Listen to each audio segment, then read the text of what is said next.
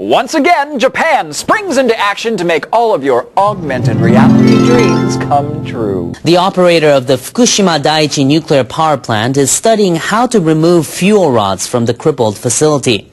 Tokyo Electric Power Company examined one unused assembly removed in mid-July. It says it found no significant damage or change in the rod's shape. The utility plans to examine the fuel pellets inside the rods in the coming days. More than 1,500 assemblies remain in the water pool of the number 4 reactor. TEPCO plans to begin removing them next year as a step towards decommissioning the reactor. The utility also plans to build new tanks to store contaminated water. TEPCO says the plant is producing 400 tons of contaminated water per day. This is partly because the groundwater is entering the reactor building through cracks in walls. The existing tanks are already 85% full. The measure will boost storage capacity by 170,000 tons. The company says that should be sufficient until November next year. Participants at a conference on nuclear safety in Vienna are eager to hear what their Japanese colleagues had to say. Government officials explained their efforts to improve standards at nuclear plants.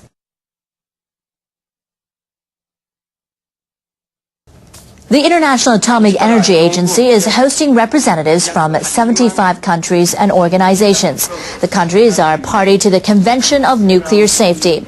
Director General Yukiya Amano said member countries should learn lessons from the accident at Fukushima Daiichi.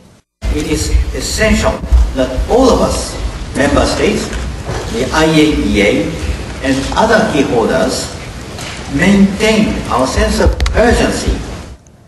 Japan's lead delegate said a government agency in charge of nuclear safety failed to respond effectively after the accident. No shit. The official said the Japanese government will set up a more independent regulatory organization to ensure the safe control of nuclear energy.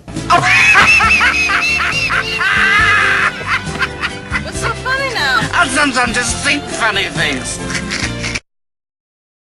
A panel of experts says a majority of Japanese don't want to depend on nuclear power. It's urging the government to review its energy policy. The panel found that 70 to 80% of survey respondents think nuclear power should be reduced to 0% or 15% by 2030. It says this reflects growing public mistrust over governmental decision-making on nuclear policy and concerns about safety. The panel insists the government present concrete plans to ensure nuclear safety, recycle spent nuclear fuel, and promote renewable energy sources. It also stresses the importance of continuing nationwide discussion on the nation's energy policy. Japan's government has downgraded its economic assessment for the first time in 10 months in its monthly report for August. The report released on Tuesday said the economy is recovering, but there have been recent weak movements. That's a downgrade from a July assessment, which said it was on a moderate recovery path. The government lowered its assessment of exports to weakening. Foreign trade has dropped in the global economic slowdown. And for industrial production, the government has lowered its assessment from rising modestly to flat. For the economic outlook, the report cautions against the strong yen and further deterioration in the global economy in the wake of the European debt crisis.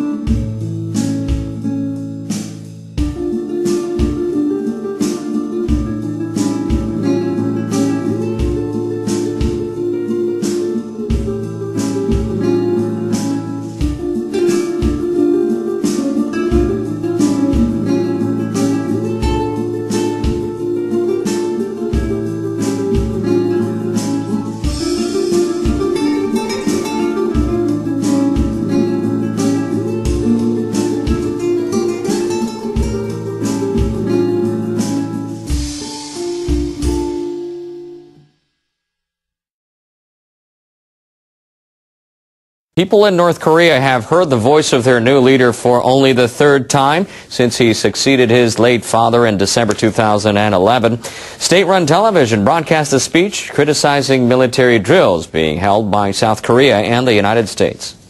지금 미국과 남선 괴뢰군은 추종 세력들을 긁어모아 우리를 겨냥한 대규모의 침략전쟁 연습을 벌여놓고 우리의 안전을 엄중히 위협하고 있습니다. Kim warned that if a single shell is fired into North Korean territory, its military is ready to wage an all-out counteroffensive. Political analysts say the speech is an effort to strengthen unity and demonstrate Kim's leadership at home and abroad.